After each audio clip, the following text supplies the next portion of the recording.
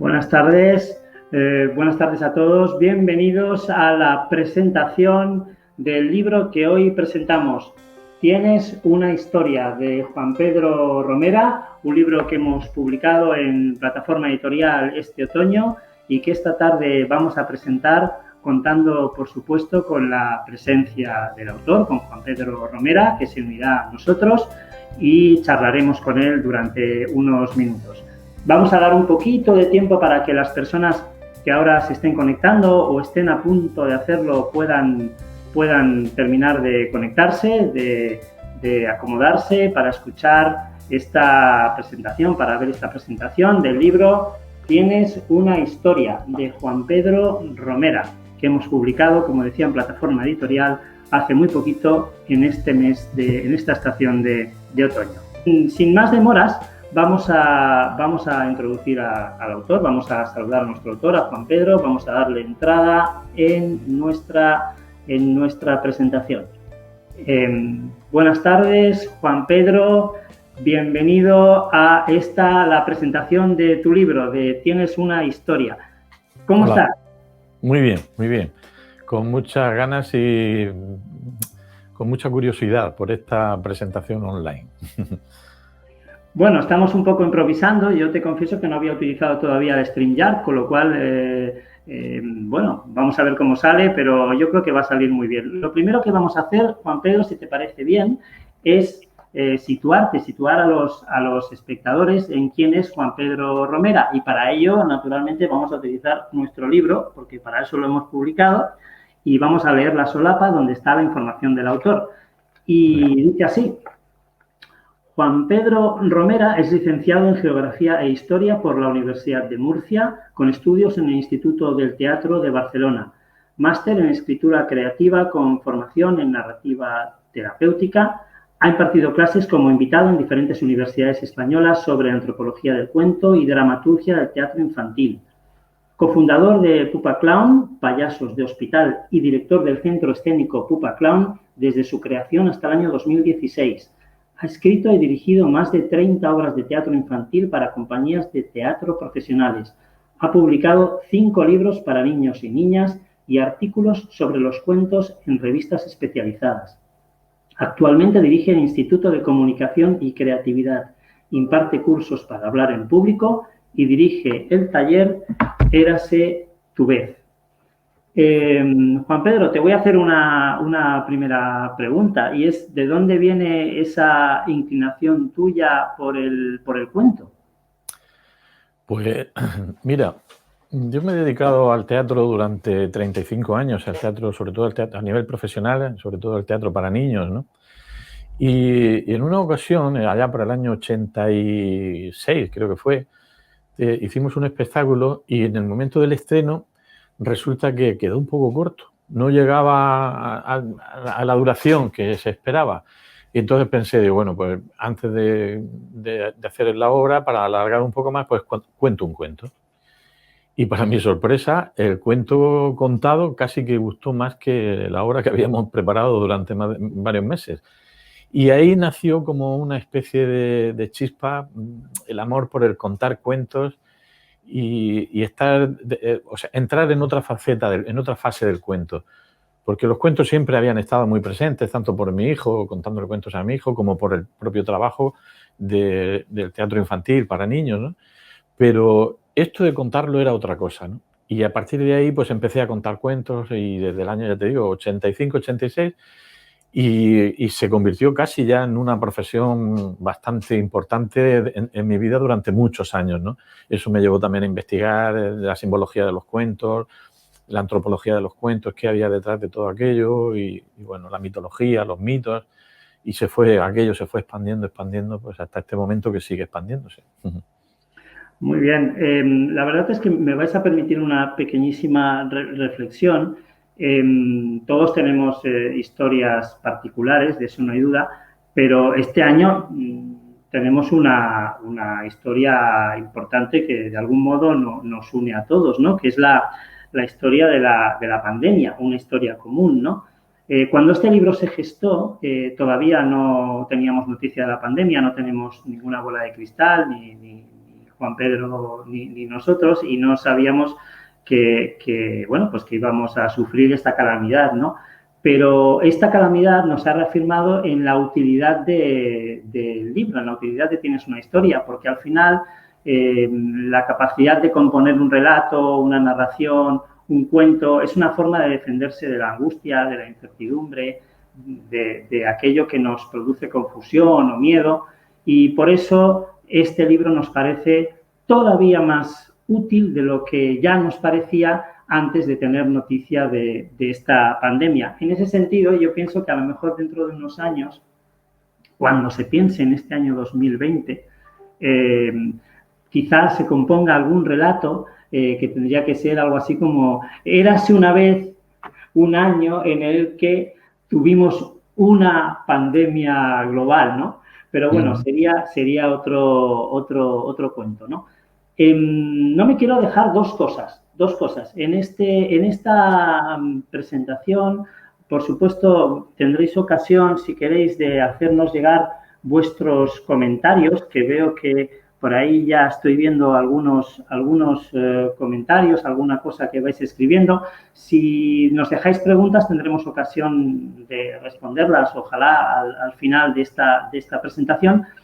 Y la otra cosa que no me quiero dejar es que en esta presentación Juan Pedro nos va a obsequiar con un cuento breve, pero que, bueno, yo no he escuchado, pero me parece estupendo que podamos escuchar un cuento de Juan Pedro en directo en esta presentación. Así que será dentro de unos minutos, después de haber charlado un poco con él.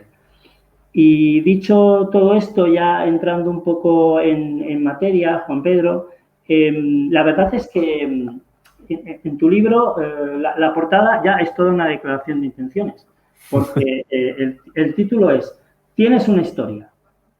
Subtítulo: convierte el relato de tu vida en un cuento maravilloso.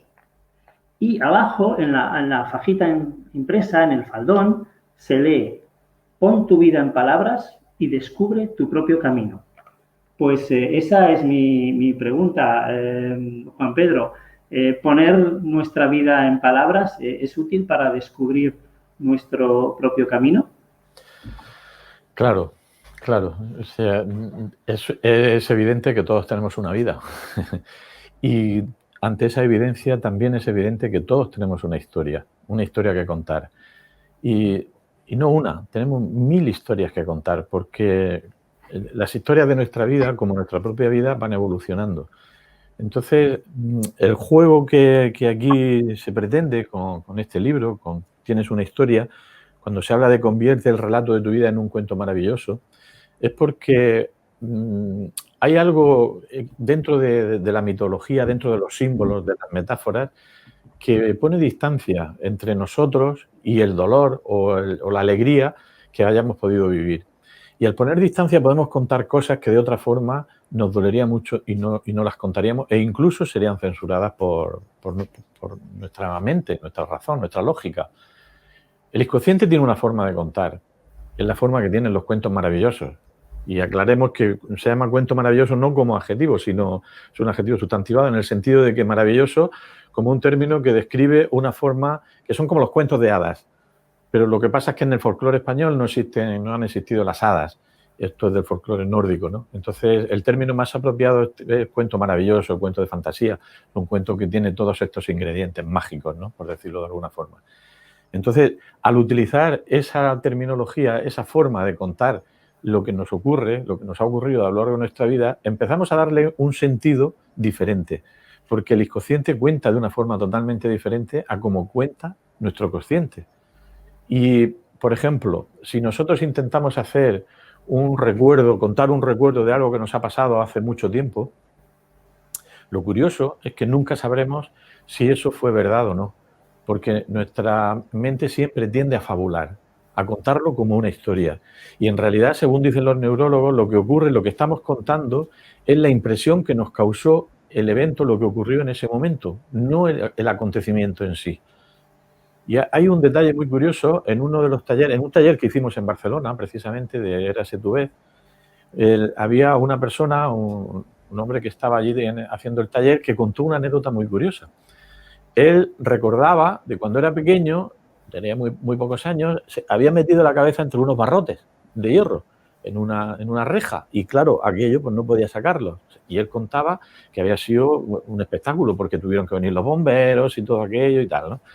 Y él a su madre durante el curso le contó que estaba haciendo el taller este. No, fíjate que estamos haciendo el taller para contar nuestra vida. Y fíjate que me acuerdo de cuando metí la cabeza en los barrotes de hierro, porque eso aparecerá en el cuento posiblemente, y le dijo la madre, no, hijo mío, no fuiste tú, fue tu hermano. Y entonces, claro, él se quedó impactado, porque él había pensado toda su vida, tenía ya 40 y tantos años, toda su vida que había sido él el que había metido los barrotes, y fue su hermano. Pero ¿qué es lo que a él le impactó? Lo que ocurrió realmente en ese acontecimiento. Y eso es lo que su mente recordaba, lo que había ocurrido. Y de una forma muy curiosa se lo había integrado como parte de su historia. Y eso, de una forma muy simbólica, puede aparecer en el cuento, cualquiera sabe cómo. Porque a veces ocurren circunstancias muy interesantes en el sentido de que puede aparecer esos barrotes en un castillo con un ogro y que viene un héroe y salva aquello, rompiendo aquellos barrotes. Cualquiera sabe. Porque no intentamos darle explicación a esos símbolos, sino que simplemente los vivimos. Y eso es lo importante. Y ese es el gran valor que tienen los cuentos. Porque cuando un cuento es narrado a un niño o a un adulto, ese cuento es un auténtico portento. Imagínate qué invento tan increíble de la humanidad, que se inventa una historia bonita, agradable, que esta historia te la está contando a tu mente lógica y consciente. Y tú estás entretenido escuchando esa historia, pero por la puerta de atrás, por la puerta del inconsciente, se están colando todos los símbolos que van dentro de esa historia y que tienen otra forma de comunicar. Y eso es lo fascinante que puede llegar a tener, porque además encima estos cuentos tradicionales, estos mitos, no tienen un autor o una autora conocido, sino que son miles y miles y miles de personas que a lo largo del tiempo han ido depurando el cuento para que quede en su esencia y haga el efecto que necesita en cada momento el ser humano para vivir. De hecho, los mitos muchas veces se asocian con la antigüedad, ¿no? Sin embargo, seguramente seguimos necesitando de los mitos como necesitaban los antiguos, ¿no? Claro, por supuesto. Mira, antiguamente un mito, para un problema que tenía el ser humano, pues estaba el mito de las Moiras, el mito de Hércules o cualquier cosa relacionado con ese problema, porque el mito le estaba dando una solución. Ahora tienen un nombre de enfermedad. Pueden tener depresión, neurosis, esquizofrenia o cualquier otra cosa que tiene que ver con eso, ¿no? Y eso es lo mismo, solo que antes tenía el nombre de un mito y ahora tiene el nombre de enfermedad. ¿Y qué ocurre? O sea, que nosotros necesitamos retroalimentarnos, cambiar la cultura en el sentido, la imagen que en aquella época sí tenía sentido y que en esta otra época ya no tiene sentido, porque nuestra cultura ha cambiado sus formas, sus imágenes. Y entonces encontramos otro tipo de relatos, otra forma de contarnos historias con otras imágenes que recogen exactamente lo mismo. Ahí tenemos a Superman, por ejemplo, un mito, o sea, que ha utilizado toda una serie de terminologías y de iconografía relacionadas con los mitos, pero muy modernos. La Guerra de la Galaxia, por ejemplo. Precisamente la Guerra de la Galaxia tuvo como asesor de guionista a Joseph Campbell, un gran mitólogo, que les hablaba del viaje del héroe, a Spielberg y a George Lucas les decía, les contaba cómo tenía que estar estructurada una historia, porque la mente del ser humano, nuestra mente, nuestra psique tiene estructura mítica. Y eso quiere decir que cualquier cosa que nos cuenten como un cuento, la aceptamos inmediatamente. De la misma forma que siempre contamos nuestras cosas, nuestra vida, como un cuento. Y por eso a los niños les gusta tanto los cuentos, porque ellos están todavía dentro de esa estructura de la psique mítica. Y por eso también ocurre una cosa muy interesante. Los moribundos, cuando están en fase terminal, que ya van a morir y quieren contar su vida, algunos de ellos cuentan sus cosas, las cuentan con forma de cuento, con estructura de cuento. Y no importa si el recuerdo es tal cual, si fue así, si ocurrió de esa manera. Lo que importa es el cómo lo cuentan, qué están contando, qué hay detrás de toda esa simbología. Claro, en cierto modo, recuerdo el famoso clásico, ¿no? La vida es sueño, pues se puede decir que la vida es cuento, ¿no? Claro. O sea, no se sabe cuál es la diferencia, dónde está la realidad. El sueño es la fantasía, es la parte onírica, o esto que nosotros llamamos realidad, en realidad, valga la redundancia, es el sueño de la realidad onírica. Hay quien dice que la auténtica realidad es la onírica, y esto es lo que estamos soñando cuando estamos durmiendo. Es un poco conflictivo, porque al fin y al cabo es el mismo lenguaje de los cuentos. Es el inconsciente el que está hablando, el que se está expresando. En los cuentos, en los sueños, se expresa de una forma, con una simbología concreta, y en los cuentos también. Muchos de los cuentos, de esos símbolos, tienen que ver también con las imágenes oníricas. Ahí Jung hizo un gran trabajo cuando hablaba de los arquetipos y hablaba del inconsciente colectivo, en el sentido de que todos estamos compartiendo una serie de imágenes, una serie de símbolos que son compartidos con toda la humanidad. Solo que en cada cultura se expresan de una forma determinada, a través del arte, a través de los cuentos, pero en el fondo, siempre hay la misma pulsión psíquica, hay la misma fuerza, la misma, el símbolo, esa misma energía la está teniendo en cualquier parte.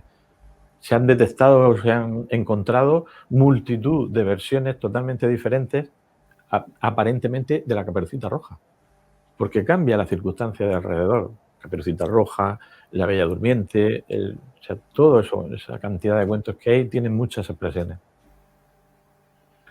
Oye, yendo así a un terreno un poco más, digamos, más vinculado con nuestra vida cotidiana, yo diría que no sé si las familias, por ejemplo, que son capaces de contarse las cosas, cuyos miembros son capaces de explicarse lo que les pasa con cierta fluidez, con cierta alegría, son más felices que las familias donde las cosas no se cuentan, ¿no? Porque muchas veces el valor de contar las cosas cuesta, es decir, a las personas muchas veces les cuesta, nos cuesta contar lo que nos pasa, poner en palabras lo que nos sucede. Yo no sé si en tus talleres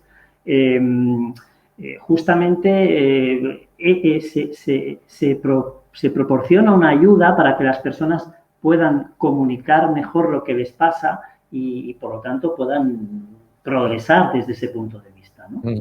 Sí, mira, hay una diferencia entre contar tu realidad o cómo tú ves tu realidad con tus dolores o con tu maravilla de vida, lo que sea. Hay una diferencia entre contarlo así, de una forma directa, y contarlo a través de un cuento. Y mira, ocurre que a veces la gente no queremos contar nuestras cosas, mucha gente no quiere contarlas porque tiene miedo a ser juzgado, tiene miedo a que le digan vaya tontería o que hagan un juicio de valor sobre eso. Porque hubo un tiempo, posiblemente, cuando uno es pequeño, hace una gracia y todo el mundo se ríe. Y se sube encima de la mesa y baila y todo el mundo, qué gracioso es este niño o esta niña.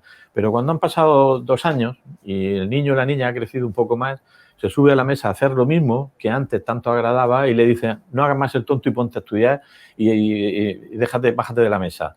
A partir de ese momento hay un juicio muy fuerte y eso se graba dentro, se graba de tal manera que nunca más te vas a mostrar de esa manera porque no quieres perder el amor de las personas que tú necesitas que te quieran. Entonces, eso que en psicología llaman introyectos, eso que está ahí tan grabado, lo vas a arrastrar durante toda tu vida. Y si tienes que venir a un taller donde vas a contar tu vida, la gente lo primero que me dice es, yo no voy a contar mi vida. Digo, no, es que no vas a contar tu vida. Nadie quiere escuchar tu vida, ni yo quiero que tú cuentes tu vida. Lo que vamos a hacer es, a partir de ese juego en el que yo te voy a proponer, tú vas a contar un cuento. Sabemos que has venido aquí a contar el cuento de tu vida, pero no nos vamos a fijar en ningún momento en ese cuento, en tu historia, en tu vida. Y entonces, ¿qué es lo que ocurre? Ocurre lo bonito. O sea, que el cuento aparece lleno de símbolos y lleno de cosas increíbles, que la gente se queda fascinada porque con el tiempo se van dando cuenta de qué es lo que realmente estaban escribiendo ahí. Entonces, eso es muy interesante, está muy bien, ¿no? Porque ya te digo, el inconsciente lleva su propio camino. Es un sabio interior que tenemos ahí y que es el que de alguna manera va decidiendo qué es lo necesario, porque él sabe lo que nosotros necesitamos para ir bien, ¿no? Y a veces cuando nos oponemos a que eso sea así, pues nos llama la atención con alguna enfermedad, con alguna depresión, con alguna cosa que es como traqueteándonos, ¿no? Como decir, oye, espabila que esto va por otro lado, ¿no? Y conectar con ese ser interior y hacerle caso se hace a través del cuento. Y eso es lo bonito, ¿no? En una ocasión, una chica había escrito la historia de su cuento y ella, bueno, había puesto de una forma así un poco más concienzuda, pues todos los personajes que aparecían, pues la princesa, el príncipe y tal, pues eran sus hermanos, ¿no? Ella pensaba. Los 7 hermanos que tenía, pues pum, pum, pum, los puso. Y luego en el taller, como se cuenta el cuento a viva voz, y no aprendido, sino que de aquello que te acuerdas, cuéntamelo. Y entonces ocurre algo muy curioso, porque ella contó el cuento, más o menos, no era el cuento exacto como estaba escrito, pero lo que ella recordaba, pues, lo contó. Y después de terminar, se dio cuenta de que de pronto dijo, ahí va, pero si he quitado a mi hermano, el mayor, que en el cuento escrito lo tenía perfectamente. El hermano mayor era, pues, el príncipe mayor. La segunda era ella. Y en el cuento, cuando lo contó, desapareció sin darse cuenta el hermano mayor. Con lo cual, ella pasaba a ser la hermana mayor. Y dice, es que toda mi vida he querido ser la hermana mayor. Y se lo solucionó en un plis plas, se lo solucionó el inconsciente. Fuera del cuento, sin ningún conflicto. Porque para ella posiblemente de forma consciente habría sido duro aceptar que tenía que matar a su hermano para ella ser la mayor. Sin embargo, en el cuento no hay ningún problema. Desaparece del mapa como si tal cosa, ¿no? Oye, en ese sentido, cuando los adultos nos sentimos atrapados por un buen relato, por un buen cuento, somos como niños, en cierto modo. Pues claro, claro. Y tanto que somos como niños. Mira, a mí me ocurrió una cosa curiosa. Yo contaba cuentos, ya te digo, así de forma normal, y cuando la Expo 92 a mí me contrataron para actuar en el pabellón de Murcia. Y para mi sorpresa me pusieron en la puerta del pabellón, porque decían que la gente que no entraba dentro, que pasaba por la calle, que me pusieran en la puerta, un equipo de sonido y tal. Y bueno, era un poco impactante porque aquello era un río de gente que pasaba y pasaba y pasaba. Bueno, pues, unos cuantos amigos que venían conmigo y tal, oye, poneros aquí a hacer un poco, lo cuento a vosotros y nos vamos. Y yo empecé a contar el cuento, los cuentos que llevaba, empecé a contarlos. ¿Qué fue lo que ocurrió? Pues que la gente que iba pasando se quedaba. Se fueron quedando y llegaron a juntarse hasta 300 personas ahí durante mucho tiempo, bueno, 40 minutos, 45 minutos, escuchando los cuentos. Con todo el delirio tecnológico que había allá alrededor, un simple cuento había vuelto a activar ese mecanismo, ese fuego interno que llevamos todos desde las cavernas, en el cual el cuento te activa de tal manera que tú te quedas ahí a escuchar un cuento porque el cuento te está diciendo algo que necesitas. Y eran adultos la gran mayoría, porque los cuentos no tienen edades. Los cuentos tradicionales, sobre todo, no, están hechos para todas las edades y tienen distintas formas de lectura. Se pueden interpretar, o sea, los más mayores saben que hay unas tramas y hay una serie de cosas, los pequeñitos interpretan otras cosas, cada uno tiene su lectura de ese cuento y esa es la gran habilidad que tiene. Son polisémicos, o sea, es una cosa increíble, ¿no? Es decir, cómo hacer un cuento y que encima lo puedan escuchar distintos niveles de personas sin que haya ningún problema, ¿no? Por eso los adultos recuerdan, se activa ese niño que fueron y conectan con esa energía o esa, no sabría cómo llamarle, con ese estado tan especial que tiene que ver con el contar cuentos, ¿no? Con el escuchar cuentos. Pedro, porque tú has sido también, bueno, has actuado como payaso de hospital, ¿no? Cuéntanos cómo es esa experiencia de estar con niños enfermos y contarles. ¿Les alegra el día? ¿Les produce no sé, en qué medida les ayuda?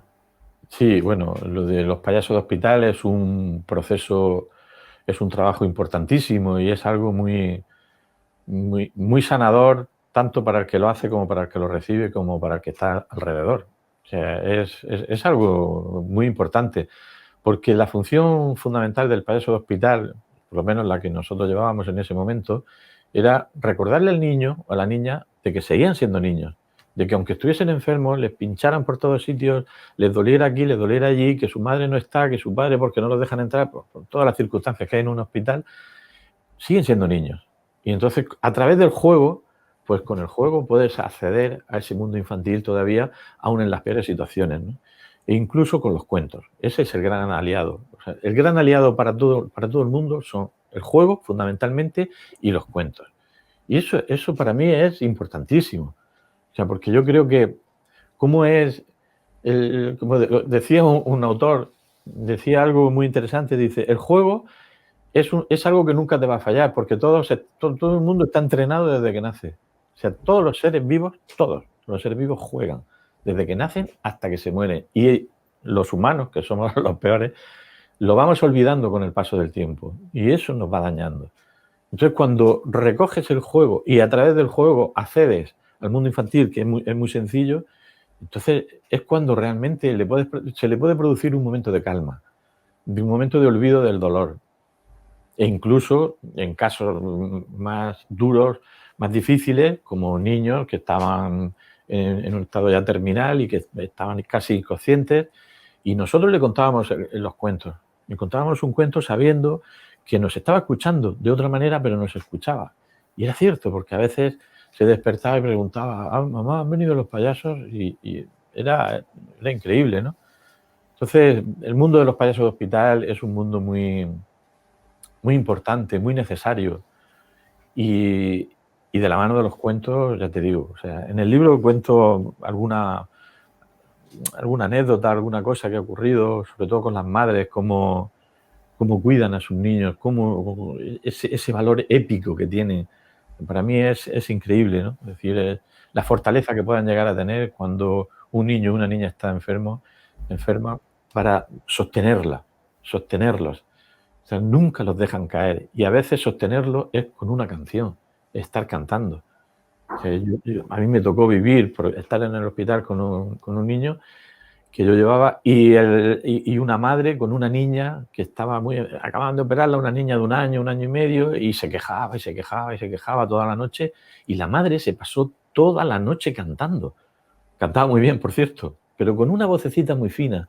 Y le cantaba el amigo Félix, la abeja maya, yo qué sé, se inventaba las canciones, pero era como un faro en una noche de tormenta donde el barco no se puede hundir. Y la niña se calmaba en los brazos de la madre y la madre cantándole. Te aseguro que fue una experiencia impactante. Horas y horas y horas la madre cantando, ¿no? Ese es el gran valor, la gran fuerza. Y esas madres que luego cuentan cuentos, que luego saben relacionarse con ese lenguaje que va más allá de las palabras y más allá de las actitudes. Otro aspecto que pensaba ahora también, Juan Pedro, es, imagino que recomiendas a los papás y a las mamás que cuenten cuentos a sus hijos, ¿no? Cuando son pequeños, ¿no? Que les cuenten los cuentos, ¿no? Imagino que tiene un valor muy útil, muy importante para los pequeños, ¿no? Escuchar el cuento de su padre, de su madre antes de acostarse o cuando se han ido a la cama, ¿no? Claro, totalmente. Mira, para mí, contar un cuento a un niño o una niña es el acto de amor más grande que puedes hacer. Porque más allá del contenido del cuento, que también es importante, es el hecho, el tiempo que le estás dedicando. Esos minutos, 5 minutos, 10 minutos, el tiempo que sea que tengas, que le estás dedicando a ese niño, a esa niña, a contar un cuento, eso no tiene precio. Eso es incalculable el valor que tiene. Porque el niño lo recibe, la niña, como una señal de amor muy grande. Me están dedicando su tiempo, me están contando un cuento. Y ellos, además, son muy hábiles, se dan cuenta si estás contando el cuento de verdad o estás pensando en otra cosa mientras se duerme contándole el cuento. Y a veces te ponen y te exigen y te dicen, no, pero esto no fue así, o esto como tal. Ah, perdona, es que se me ha ido, ¿no? Sí, claro que es importante. Incluso es también muy importante contárselo a los adultos. ¿Por qué no le vas a contar a tu pareja o a tu amigo? Si nos pasamos la vida contándonos cuentos. ¿Qué ocurre cuando se encuentran una serie de personas que hace tiempo que no se han visto, que uno está de viaje, que otro está trabajando aquí? ¿Qué hacen? Se cuentan historias, realmente. Cuentan lo que les ha ocurrido. Y a veces viene una pareja y uno empieza a contar la historia de dónde han estado y la otra, no, que no era así, porque cada uno ha vivido una historia diferente de una misma realidad. O sea, ¿quién tiene razón de los dos? Pues los dos tienen razón porque cada uno está contando su historia. Sí, además es cierto que cuando escuchas a alguien contar una buena historia, sea cierta o no sea, da igual, porque será su punto de vista, en definitiva, pero cuando escuchas a alguien contar una buena historia, casi que te convence, ¿no? que te atrapa por el modo en que te la está contando, ¿no? Que te entra por las orejas de algún modo, ¿no? La veracidad, ¿no? Sí. Claro, o sea, fíjate hasta dónde llega la pillería a veces de la publicidad que ahora se utiliza en el storytelling, que me comentabas tú antes. El storytelling es una técnica de contar cuentos en publicidad. O sea, para mí es algo perverso de alguna manera. O sea, porque lo que están haciendo es utilizar la estrategia de contar cuentos, de que a todo el mundo le gusta que le cuenten cuentos cargados de emociones. IKEA, Coca-Cola, todos estos anuncios que vemos, sobre todo en Navidad, son espectaculares en ese sentido. Es decir, ¿por qué? O sea, vienes a contarme una historia cargada de emoción para venderme algo. Bueno, sin comentarios, ¿no? Pero sí, fíjate si son importantes las historias. Y de hecho, son tan importantes y se han convertido también en una forma de manipulación, porque ¿qué ocurre cuando en política empiezan a cambiar empiezan a producirse cambios? Cada uno cuenta la realidad de su manera. Y entonces yo estoy contando esta realidad de esta manera y el otro la está contando de esta otra manera. A través de las redes sociales lo estamos viendo que cada uno tiene su historia y la quiere contar e imponérsela a los demás y encima hacen que te la creas. Porque ya no se distingue qué es verdad ni qué es mentira. Porque en realidad es distintas formas de afrontar la realidad. Con lo cual ellos mismos con ese mensaje están demostrando que la realidad no existe. Hillman, el psicólogo americano, decía primero fantasía, después realidad. Porque la realidad está construida a partir de la fantasía, pero la sana. Una realidad sana, una realidad honesta. No esta realidad donde el poder intenta acceder al poder y quedarse con el poder intentando a través de tanta mentira, de tanto bulo y tanta historia. Eso son historias también, al fin y al cabo. Pero Estamos hablando mucho de los cuentos y ¿qué te parece si nos cuentas uno? Porque hemos prometido a la audiencia, a nuestros espectadores, que nos vas a contar un cuento. O sea que yo creo que vamos a escucharte y a ver cómo es, ¿no? Mira, hay un cuento para que veáis cómo determinadas cosas se van utilizando, determinadas imágenes se utilizan a través de las circunstancias que cada día nos encontramos, ¿no? Un cuento de los indios semínola. Los indios semínola, como todas las culturas de la Tierra, del planeta, tienen unos mitos de creación que se llaman cómo se formó el mundo, cómo se formó todo, y en este caso es cómo se formó el sol. Ellos cuentan que un día había un hombre que iba por el bosque caminando y le dio sueño. Se hizo de noche y le dio sueño. Entonces se subió a un árbol grande que había una rama para evitar que se lo comiera algún felino gigantesco o algo así, y se quedó durmiendo en una rama. Al cabo de un rato aparecen por allí unos ladrones que habían estado robando en algún sitio y se ponen debajo del árbol, hacen fuego, asan carne, cenan y se quedan durmiendo. Y este hombre, con los ronquidos de los bandoleros, se da cuenta, se despierta y ve lo que allí está ocurriendo. Se baja muy sigiloso del árbol, se come la carne, se la come toda, y cuando ya tiene la panza llena empieza a mirar por todos sitios y se da cuenta de que hay un cofre. Y abre el cofre y el cofre está lleno de trajes maravillosos, de trajes increíbles. Y ni corto ni perezoso saca una capa roja y se la coloca. Y el hombre, en cuanto se coloca la capa roja, inmediatamente empieza a bailar y a bailar y a bailar y no puede parar de bailar. Y a bailar y a bailar y a bailar y dando saltos por allí, por todos sitios, dando saltos hasta el punto que se despiertan los ladrones. Y cuando lo ven, piensan que es un espíritu maligno de las montañas, del bosque, que ha venido a matarlos y se van corriendo y abandonan. Pero el hombre no puede dejar de bailar y sigue bailando y bailando y bailando y se va por allá por el bosque y y llega hasta un precipicio que parecía que separara el cielo de la tierra. Y el hombre bailando, bailando, bailando, catapum, se cae por el precipicio. Pero se cae por el precipicio, pero no llega hasta abajo. Porque aquella capa le permite, con el aleteo y con el vuelo, le permite volar. Y entonces el hombre se da cuenta que puede volar. Y aparece volando, volando, volando, volando, y hace todo un arco alrededor de la Tierra. Y en ese momento se convierte en el Sol. Para los indios seminolas, esta era la forma de la creación, de cómo se creó el Sol. Y fijaos qué curioso. Me imagino que os suena esa imagen, ¿no? De un tipejo con una capa roja volando. Superman, ¿no? Ya lo hemos citado antes. Y este es un cuento tradicional. Está en el libro, el libro, famoso libro que hoy presentamos. Sí, de hecho el libro tiene relatos, incorpora no solo tus reflexiones, sino también otras cuentos y, por tanto hay otras fuentes ahí para enriquecer el texto. Sin duda animamos a todos los espectadores a que buceen en este libro porque van a sacar mucha información y muchas cosas muy interesantes en relación con el cuento y cómo proponerse contar algún cuento uno mismo, ¿no? Así que la utilidad está clara en las páginas de este libro, ¿no? La verdad es que está siendo interesante todo este coloquio. No sé si habéis dejado por aquí alguna pregunta.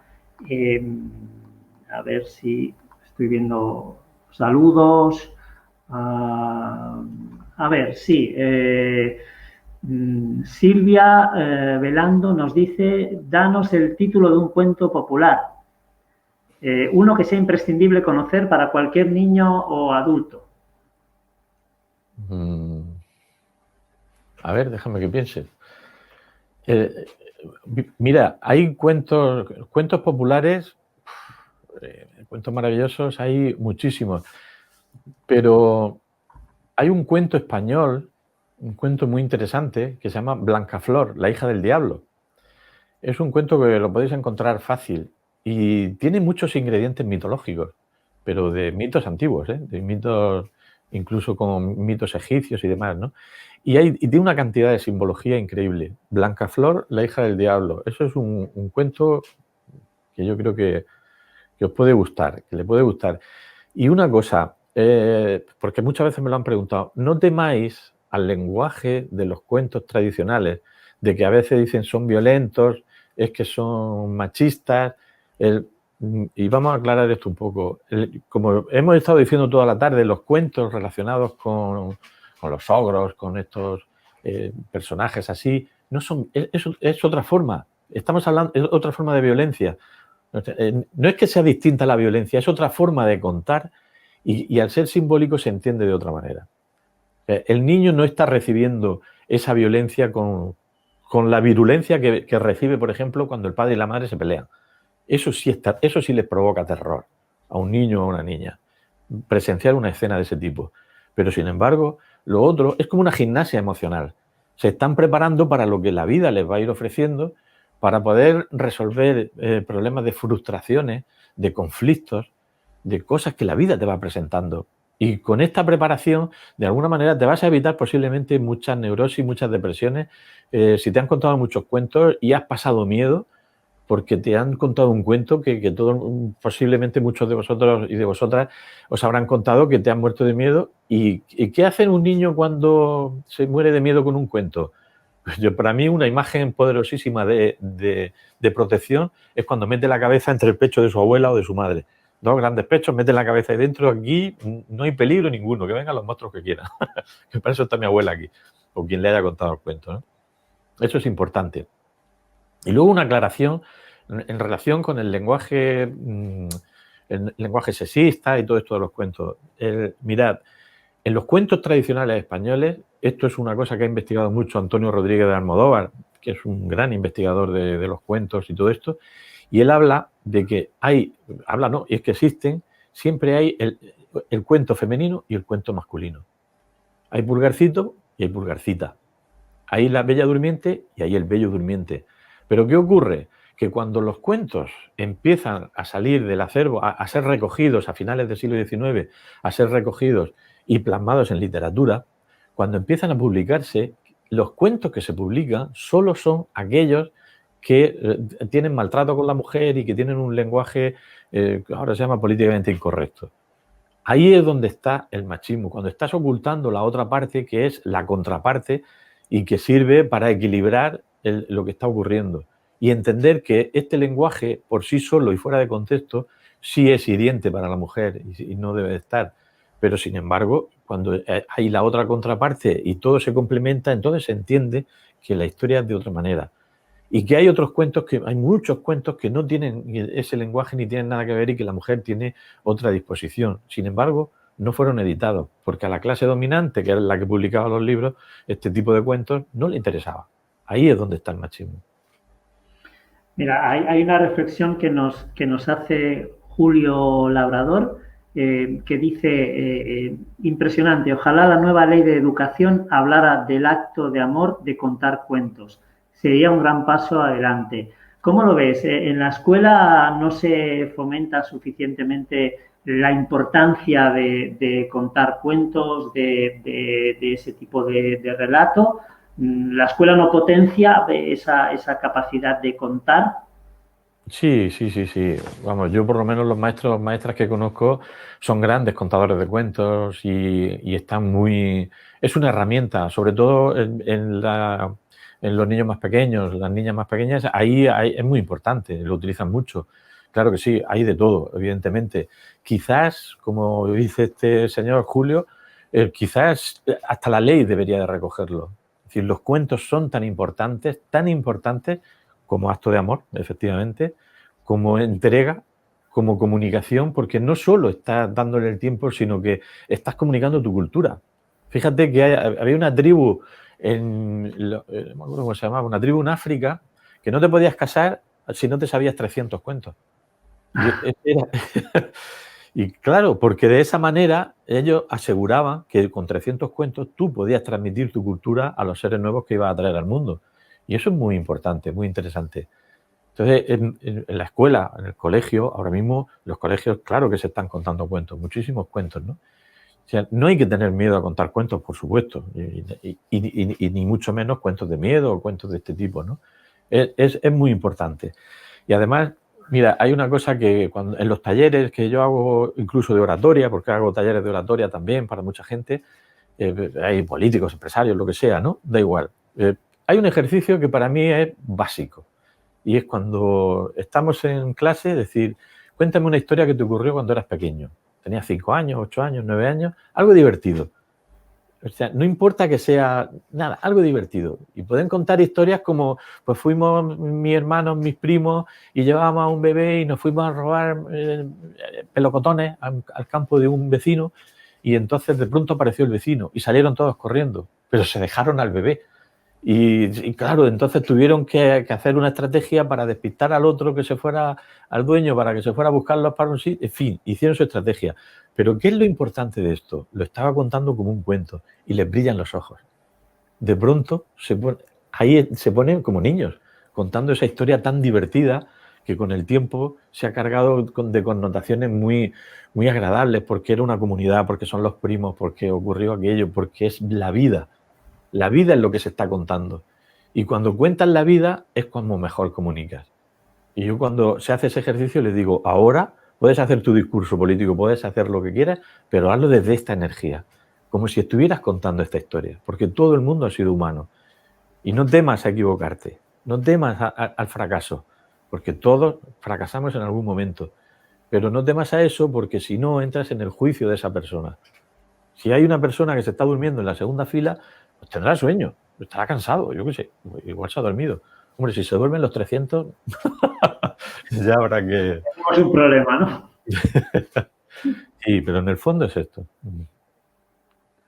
Muy bien, llevamos ya 46 minutos y 30 segundos de emisión, o sea que estamos ya un poco terminando esta presentación de tu libro, Tienes una historia, el libro que presentamos esta tarde. No sé si nos queda alguna cosa en el tintero. Bueno, sí, seguramente nos quedan cosas en el tintero. A ver si hay algún comentario más por aquí. Vamos a ver. Vamos a ver si encuentro algún otro comentario. A ver. Dice, es difícil, comenta Marga García, es difícil para mí pensar en escribir un cuento si no tiene un mensaje implícito. Es como si los cuentos tuvieran que encerrar siempre una moraleja. ¿Es así? ¿Tienen los cuentos siempre que tocar las emociones? Mira, si el cuento lo cuentas desde tu emoción, tocará la emoción. Si el cuento quieres introducirle una moraleja a conciencia, se la estás poniendo desde la mente, que puede funcionar, no te digo que no, pero es otro lenguaje diferente. Pero si tú intentas contar un cuento sin perspectiva, sin presión, simplemente por el placer de contar un cuento, por el placer de saltar a la piscina sabiendo que hay agua debajo, que no te vas a estrellar. En tocar con ese espacio donde está la creatividad, donde los artistas, los poetas, los escritores, los músicos, donde los niños, donde todo el mundo puede acceder, es tan sencillo como decir, bueno, voy a escribir un cuento. Eras una vez, o sin eras una vez, un niño que le gustaba comer zanahorias. Cada día se ponía un zapato de cada clase. Y aparentemente tú puedes, si utilizas tu mente lógica, dices, oye, esto es una tontería. ¿Qué lógica tiene esto? No te preocupes. Deja que el cuento fluya. Piérdete sobre el papel escribiendo y a ver lo que sale. Que no te preocupes. Ya vendrá el momento de utilizar la lógica, de utilizar a ver si están bien construidas las frases o no. En ese momento tú déjate llevar. Déjate llevar y que salga, que salga, que salga, que te vas a sorprender. Que va a parecer que es el lápiz el que está escribiendo. El cuento a lo mejor se está escribiendo solo. Parece que hay como si hubiera un desdoblamiento. Es una cosa curiosa, pero es muy bonito, es divertido y no ocurre nada. Y da igual lo que pongas. Da igual, porque nadie te va a juzgar por eso ni te va a hacer una censura. La censura te la pones tú desde tu mente. Así que lánzate. Y claro que está bien que haya cuentos con moraleja. En la narrativa terapéutica se utiliza mucho. Y ahora, si queréis, os puedo contar luego para terminar uno que tiene una moraleja muy, muy importante, muy interesante. Bueno, no sé si hay alguna pregunta más así de la gente o de alguien. Hay elogios hacia ti, hacia tus talleres, hacia el libro. Es decir, que en ese sentido estoy viendo aquí unos comentarios muy, muy, muy buenos y realmente estamos muy, muy contentos de esos comentarios que estoy leyendo. No, si quieres, puedes animarte con ese segundo cuento. Yo quizá tengo una última pregunta, a lo mejor, que es que cuando una persona un adulto, ¿no? Está en una situación de dificultad, de confusión, cuando uno está un poco perdido en la vida, vamos a decirlo así, ¿no?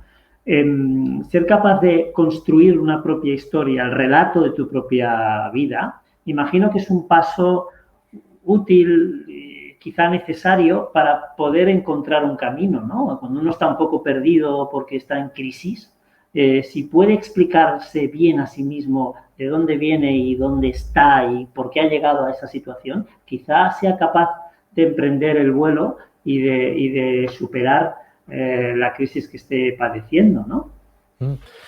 Le puede ayudar mucho, claro que sí. O sea, porque cuando estás escribiendo un cuento pensando o que tienes de fondo, tiene tu vida, tú quieres contar un cuento, todos esos símbolos que te van a ir apareciendo, todas esas maneras de escribir y ese relato, tiene un poder muy fuerte, porque te va a ayudar no a encontrar el sentido de tu vida, sino a darte cuenta de que tu vida, la que has vivido, ha tenido sentido, sea la que sea. Y esto quizás para mucha gente que haya pasado, imagínate, un cáncer o una muerte o algo de algún ser querido o algo así, puede decir, vaya, pues siempre ocurre lo mejor, pero no sabemos verlo. Y a veces la fortaleza la tenemos, o la valentía está en poder asomarnos a nuestra vida y decir, oye, pues ha tenido sentido. Normalmente cuando llegamos hacia el final de la vida es cuando nos damos cuenta de que, oye, pues todo lo que hemos vivido ha merecido la pena. Todo aquello que sufrí de pequeño me ha hecho ser como soy ahora. Todos esos males tan grandes que he pasado me han valido para ser como soy ahora. Y Y a partir de ese momento y con esa estructura que has organizado, que desde tu inconsciente te ha lanzado y has podido organizar, tu vida de una forma curiosa, con unos hilos extraños, puede que empiece a cambiar. No quiere decir que eso vaya a ser la varita mágica que te cambie todo, pero empieza a comprender que tu vida ha tenido sentido. Por lo tanto, el dueño de tu vida, la dueña de tu vida eres tú. Y tú eres quien va a decir por el qué camino vas a elegir. En los cuentos siempre aparece uno que es protagonista, imagínate el héroe, el protagonista, que podemos ser nosotros mismos, simbólicamente, tiene que decidir por este camino o por este otro. La Caperucita, el lobo la engaña para que se vaya por ese y es por el otro. Y eso le va a crear después una serie de conflictos. Pero también hay algún momento que puedes elegir. Que tú, ¿cuál eliges? No sabes cuál es. Tienes que tener la valentía suficiente para decir, sea lo que me voy a encontrar en este camino es lo mejor que me puede ocurrir. Y lo voy a vivir con la fortaleza que requiere la presencia de ánimo. Porque cuando un tsunami nos viene encima, algo muy gordo en nuestra vida nos viene, tenemos dos opciones. O decir, ay, y salir corriendo y a ver, salve el que pueda, o decir, bueno, vamos a utilizarlo como una oportunidad. Saco pecho, me preparo como los héroes y digo, venga, vamos a ver, ¿qué ocurre? Y pum, pum, pum, llevarás tortas por todos sitios, pero posiblemente te va a servir para afrontar, para poder seguir viviendo y darte cuenta que vivir merece la pena, merece mucho la pena. Y vivir de esa forma tan intensa, te permite llegar vivo a la muerte. Y eso es muy importante. Parece una tontería, pero llegar muy vivo a la muerte es muy importante. Porque la muerte en sí no existe, existe el proceso del morir, pero la muerte no es una cosa que dice, ¡pum!, ya está. Un proceso, como dice un médico, el doctor Enrique Benito. Igual que hay un nacimiento, hay un morimiento. Y todo eso es la vida. Fantástico, Juan Pedro. Yo, si tienes un cuento, un último cuento que nos anunciabas antes, pues con eso ya podemos casi finalizar esta presentación. Así que, adelante. Es un cuento, quizás, porque me ha parecido que hay gente de los talleres y eso, quizás alguno lo conozca, es un cuento de un escalador. Era un escalador famosísimo. Había culminado todas las montañas más altas del mundo. Y bueno, era muy reconocido en el mundo, pero era muy soberbio. Y él quería coronar la montaña más alta que existía, pero la quería coronar él solo. Todo el mundo, todos los alpinistas, todo el mundo sabe que ir solo a una travesía de este tipo pues es bastante peligroso, pero él en su soberbia planificó todo, con sus planos por aquí, subo, la subida, esto, lo otro, pum, pum, y cogió sus cuerdas y empezó a subir, de buena mañana, a subir. Y él, su obsesión era, voy a ser el más famoso del mundo, yo solo lo he conseguido. Y todo el día subiendo, pero cuando faltaban ya más o menos unos 300 metros para llegar, ya era de noche. Y todo escalador sabe lo peligroso que es de noche a esas alturas, con grandes placas de hielo por todos sitios. Tenía que haberse vuelto, pero este escalador, su obsesión, su soberbia, siguió entre la niebla, la noche oscura, ya oscura profunda, y de pronto, muy cerca de la cumbre, resbaló en una placa de hielo y cayó por el precipicio. Y de pronto, como era un buen escalador, había previsto cualquier cosa, pues tenía una cuerda de seguridad, y aquello casi que lo parte por la mitad, ¿no? Y se quedó ahí colgado. Claro, de pronto se vio colgado, con el frío que hacía ya bajo cero, de noche oscura, y sin saber qué hacer. No tenía nada, no sabía qué hacer, no podía subir, no podía bajar, qué hacer. Y de pronto le dio miedo a morir. Y entonces, pues lo que ocurre a mucha gente que le da miedo a morir, que piensa en Dios. Dios mío, ayúdame. Y de pronto, allí unos truenos, relámpagos, ya sabéis que cuando aparece Dios la cosa se pone caliente. Se separaron las nubes y apareció Dios. Miró hacia abajo, dime, ¿qué quieres? Por favor, Dios mío, ayúdame, Dios mío. Dios lo miró en su infinita paciencia y le dijo, corta la cuerda. El escalador. ¿Pero cómo? ¿Cómo que corte la cuerda? ¿La cuerda? ¿Pero que corte la cuerda? Corta la cuerda. a la mañana siguiente, un grupo de escaladores decidió ir a buscar a este famoso escalador porque no había vuelto esa noche. Y no anduvieron mucho cuando de pronto se lo encontraron que estaba colgado de la cuerda, muerto, había muerto congelado, pero estaba a medio metro del suelo. Ni siquiera se había fiado de Dios. Bueno, está muy bien. Juan Pedro, muchísimas gracias por este segundo cuento. Yo había anunciado la sorpresa de que tendríamos un cuento en directo, pero hemos tenido dos. Así es que doblemente agradecidos por escucharte. Casi llevamos una hora de transmisión, o sea que vamos a terminar ya esta presentación. Espero que os haya gustado. Como estábamos hablando de cuentos, yo creo que podemos decir aquello de y colorín colorado, este cuento se ha acabado, o sea, esta presentación se ha terminado. Muchísimas gracias, Juan Pedro, por habernos ilustrado sobre el valor del cuento, sobre la importancia del storytelling, como se dice hoy en día. Os recomiendo, por supuesto, su libro, Tienes una historia. Recomiendo su lectura, os va a parecer un texto muy valioso con muchísimas informaciones útiles. Y nada más, no sé si quieres añadir algo, Juan Pedro.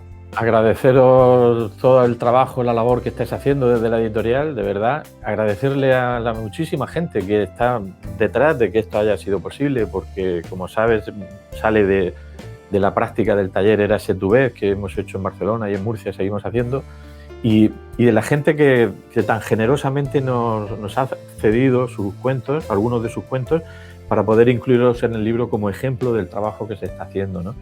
Son gente valiente y para mí, de luego, Emilia Matilla, que está en Barcelona y que siempre apoya con mucha fuerza, y toda la gente que tenemos aquí en Murcia. En fin, yo estoy agradecidísimo. O sea que muchas gracias a todos.